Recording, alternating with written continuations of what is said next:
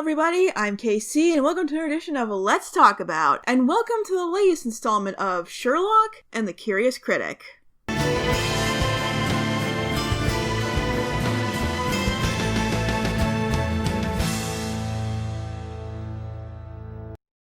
With everyone reunited, it's as good a time as any for a celebration that might just change everything in The Sign of Three. It's John and Mary's wedding day with Sherlock as the best man. As they spend the reception reminiscing on some of their past adventures, they discover a dangerous conspiracy threatening the preparation and celebration. Man, I thought the empty hearse was a more low-key adventure, but this is basically an all-around farce. Maybe it's just because the last couple of episodes have been so big and had so much to do, but this one definitely feels much less serious. A more lighthearted and fun romp than pretty much any other episode of the series. With some potential murder thrown in, because what's more fun than that, right? Before we even get into the Sherlock-related aspects here, I just have to mention how this episode stands out among its fellow wedding episodes. You know how this routine usually goes. If a main character gets married, it's going to be insane and stressful, and literally everything is going to go wrong until the very last minute. The Sign of Three dodges most of these cliches by skipping the ceremony altogether and going straight to the reception, with some flashbacks to the preparations. While I do enjoy some of these typical wedding episodes, like I'm sure some of you do, I will admit that it's a trope I'm kinda getting tired of, so this deviation is certainly appreciated. This restructure also takes advantage of one of the things that I've said Sherlock does best. It takes ideas from the original text and expands on it, or runs with questions and ideas that would come up when the creative team looked at the original stories again. Yes, John and Mary do marry in the original stories, but it's just kind of mentioned in the last 2 pages of The Sign of Four. So the fact that we get to spend an entire episode indulging in the festivities is already something new and interesting, and as I mentioned, the empty hearse explores a bit of the Holmes canon that often goes ignored. When Moffat and Gatiss were entertaining the idea of tackling John Watson's wedding, the first question that came up was, if Dr. Watson got married,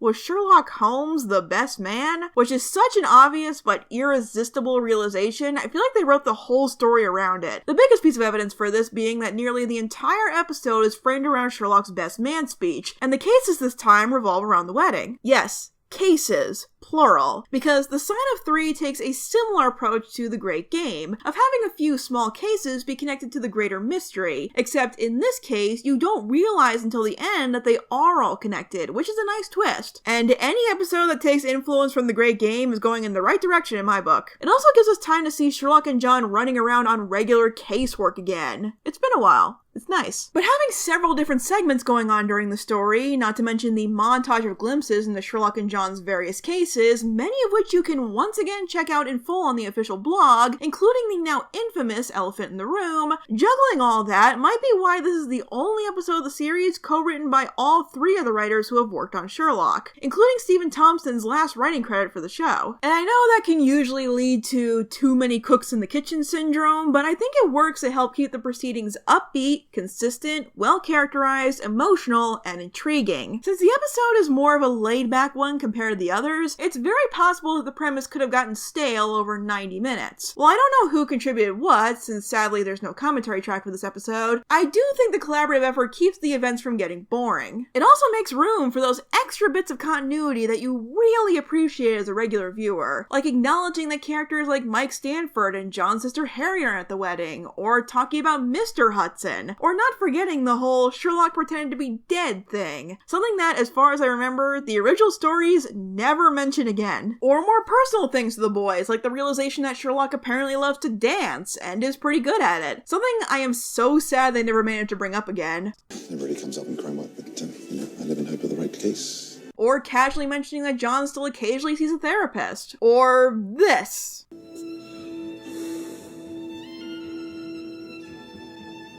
Out of my head. I am busy.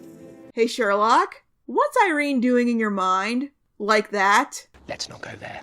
This might also be the funniest episode of the show. Like I said, the episode seems to revolve around the light bulb idea of Sherlock being John's best man, and they really take advantage of every fun, comical moment they can have with this premise. A sizable amount of my notes this time around were just moments I thought were clever or funny. Like, there's a lighter tone established pretty early on, but once you get to the part where Sherlock disguises himself as a guardsman, you're like, okay, this one's taking itself a bit less seriously. And really, that's kind of refreshing. While I will point out some of the funnier moments and ideas as I go deeper in the events of the story, there are so many great lines and actions and scenarios and performances that I just could not do justice. That's not to say every joke or humorous moment lands. There are some duds, but when they land, they really land. And the production design is still to the show's high standards, not with many new major innovations to the production work to point out, but there are still some highlights. Like bringing back the slow motion shot as Sherlock is processing information, which is used really well here. The blurriness on the shots where some characters are a bit disoriented, we'll get to that, and the first time we get a more elaborate visualization of Sherlock's mind. It's a fitting setting that makes the interviews more interesting and dramatic. Plus, since we're at a wedding for most of the story, everything is just prettier. These characters really clean up well. Those are some fine tuxes. But much like this reception, I think this is a good time to look back on the past of Sherlock Holmes and John Watson in our segment,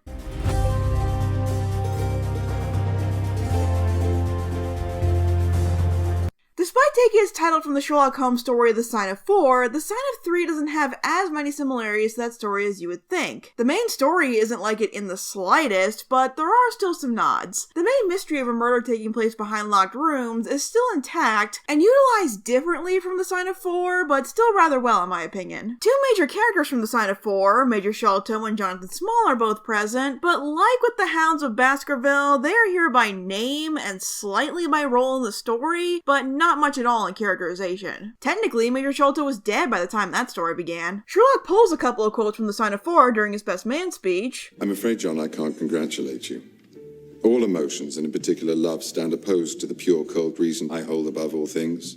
Those are just the ones I noticed. I'm sure there's quite a few littered in the speech that I didn't. Lestrade comes up with a theory on how the locked room murder was done, which is more or less exactly what happened in the original story. But it's probably best they went in a different direction, since this solution in 2014 would have been silly. So silly, in fact, that they brought in the short man with a blow dart as a cutaway case during the montage. It also looks like this happened by the Thames, too, just like the climax of The Sign of 4. If that's the case, I really appreciate that detail. Speaking of the good inspector, the opening of the episode sees him trying to take down some bank robbers stealing gold, which might be a callback to the Red-Headed League. Donovan also brings up that an officer named Jones will take the credit for their work. Oh, now they remember Jones exists. The opening is also significant as it's the last on-screen appearance of Sergeant Sally Donovan, which is odd. I thought there'd be some kind of payoff after what happened in the Reichenbach Fall, but oh well. For some quick montage references, the slipper full of cigarettes is back, but is a bit more obvious this time, and the inexplicable matchbox is taken from an unsolved mystery mentioned in The Problem at Thor Bridge. I think John watching a client be hesitant to come into Baker Street from the window is also from a story, but I can't remember which one. And while this episode isn't Mary's introduction like The Sign of 4 was, it gives us a better idea of what her role in the show is going to be, and it's so good. You know how I was talking about how this adventure dodges the cliche of wedding episodes? Well, it also avoids the girlfriend steps in to create a divide between the best friends plot, which thank God. I think a lot of people were ready for Mary to create tension in Sherlock and John's friendship, but that couldn't be further from the truth. Sure, Mrs. Hudson and Mycroft talk about how marriage will change things and John won't have as much time for his old friends, but that's something that's always bugged me about certain love interests in TV shows. I mean, I'm sure that happens sometimes, but it can be tough for audiences to warm up to this new character like that, and makes the idea of marriage in general less appealing to me. So I cannot tell you how grateful I am that with Mary, they are dodging that completely. She already had a rocky start getting in with the fans. We didn't need to give more ammunition. Sure, those fears about this big change are still there because that's natural in any change, but I find the way Mary not only gets along with Sherlock, but tries to keep him and John working and hanging out together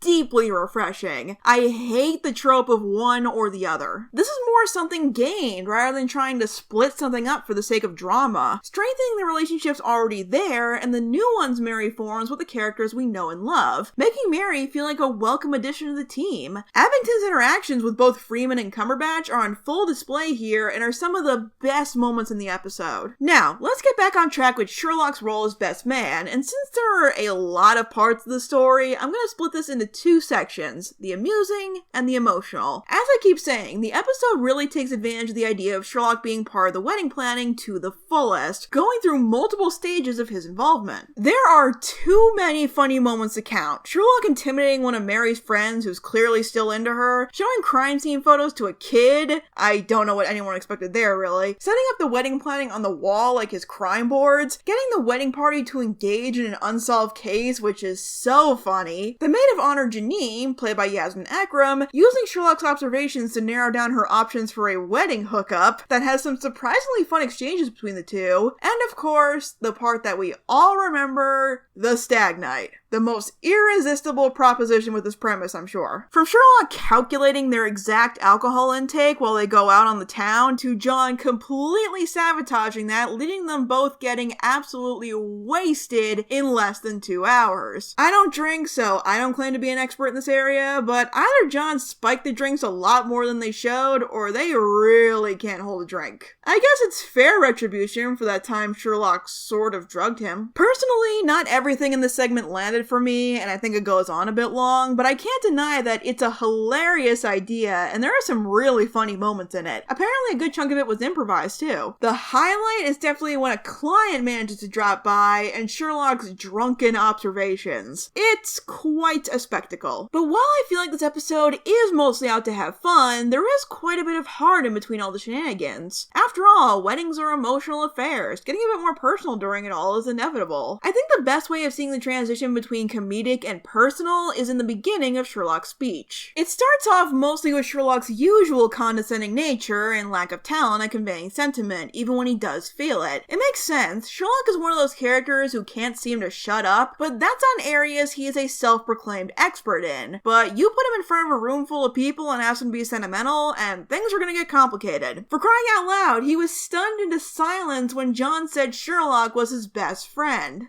I'm your best friend? Yeah, of course you are. While Sherlock's speech starts off about as well as you'd expect because of that fault in his character, it evolves into something really beautiful, embodying why Sherlock has grown so fond of John in a way he hasn't managed to with almost anyone else. I and the series have spent quite a bit of time going over how John choosing to befriend Sherlock saved him, but this episode shows that the opposite is very, very true as well. John was not only willing to accept Sherlock and find him fascinating beyond just seeing him as the pushy freak, but he's also willing to put Sherlock in his place. And Sherlock has grown to respect John so highly at this point that he's willing to listen, which has certainly left an impression. The cases they go over here show what a Dr. Watson should do best. Not just admire Sherlock Holmes and his abilities, but make up for his shortcomings and be an invaluable companion. It is that he has many fine qualities of his own that he has overlooked in his obsession with me.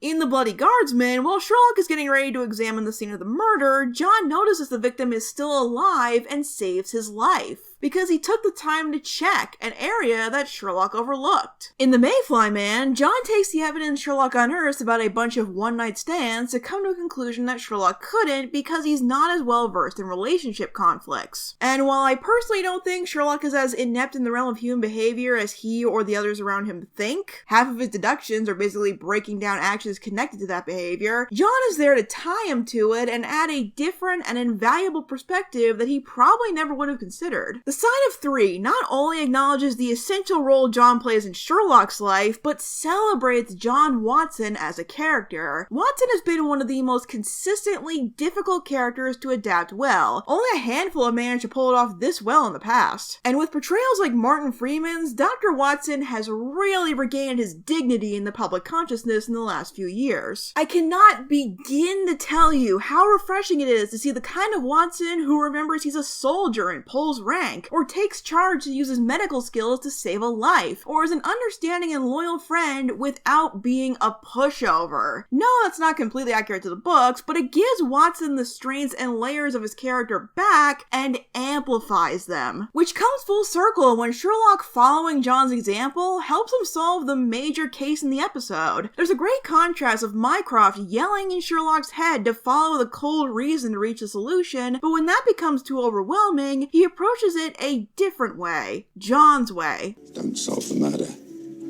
Save the life. The main case in this episode is special. There's no high-functioning serial killer or massive criminal syndicate or wide conspiracy and scandal. The target is just one man, and the only thing they set out to do is save his life. Common enough in most murder mysteries and even Sherlock Holmes stories, but for Sherlock, it's a rarity. Which makes sense given how long these stories tend to be compared to other mystery shows on TV, but like a lot of other things during this episode, it's a refreshing change of pace. Just because this episode is injected with much more levity than normal, it doesn't forget that people are here to watch the Baker Street Boys solve a mystery. There are some great investigation segments as usual, all leading up to the point where Sherlock completely derails the reception to find the target of the murderer, Major Sholto, played by Alistair Petrie, which is built up to really well. Both cases have pieces necessary to figure this out, and they make sure to bring him up in some form or another during the flashbacks, so he's not forgotten about by the time we get to the reveal. The way of saving Sholto's life and coming to the solution of the mystery kind of ties together all the celebrating we've been doing. From small but important things, like when it seems like Sherlock and John are going to leave Mary behind to solve the case, she excitedly races to join them and then gives essential motivation for them, to John setting Sherlock straight in the way only John can. You are not a puzzle solver, you never have been. You're a drama queen. Now there is a man in there about to die. The game is on. Solve it! To Sherlock being able to convince Sholto to let them save him by voicing their mutual adoration and respect for John, saving the day not by being clever or cunning, but compassionate, which is a first and is a testament to how Sherlock is evolving as a character on a more personal level, something that is displayed over and over again in this episode. Trying to be more sociable with John while they're out on cases, being openly affectionate to Mary, trying to convince Mycroft to attend the wedding, vowing to be there for John and his family no matter what, being genuinely happy for him even when he's worried about being left behind. I'm telling you, those 2 years away really changed something in him. I don't know why this isn't addressed more. And talking about Sherlock's more sentimental side, I absolutely adore that he composed a song specifically to play for John and Mary's first dance. It is the perfect gift for Sherlock Holmes to give his friend. It's a beautiful song too. Again, this is the least elaborate case and climax in the series, but it's still presented marvelously and ties together so much. And when an episode gets this intimate and personal, standing outside a man's hotel room begging for him to let you save his life can be just as suspenseful as stopping a bomb or trying to defeat a criminal mastermind. By the way, the culprit turned out to be the wedding photographer, which I thought was pretty clever. I don't think I've ever seen that twist before. While Jalal Hartley doesn't get much screen time as Jonathan Small, once the jig is up, he gets surprisingly creepy. Oh, and turns out, Mary's pregnant. And just in case you're wondering,